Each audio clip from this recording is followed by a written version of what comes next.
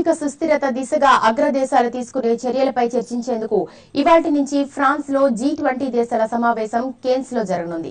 ఈ సమావేశానికి ప్రధాని మన్మోహన్ సింగ్ హాజరు కానున్నారు. 2008 తర్వాత జరగనున్న ఈ సమావేశాల్లో నల్లధనం ఎగవేతను అరికట్టడం, విదేశీ బ్యాంకుల్లో దాచిన అక్రమ నిధులకు సంబంధించిన సమాచారాన్ని ఇచ్చిపుచ్చుకోవాలని ప్రధాని మన్మోహన్ సింగ్ డిమాండ్ చేయనున్నారు. జరగనున్న G20 దేశాల సమావేశం ప్రధానంగా ఆర్థిక సుస్థిరతపై దృష్టి సారించనుంది. నల్లధనం, అక్రమ నిధుల వ్యవహారంపై తీవ్ర స్థాయిలో మాటల యుద్ధం కొనసాగుతున్న తరుణంలో ప్రధాని ముఖ్యంగా ఈ అంశాలపై దృష్టి సారించనున్నారు. ఇందుకు యూరోపియన్ దేశాల సహకారాన్ని అర్థించనున్నారు.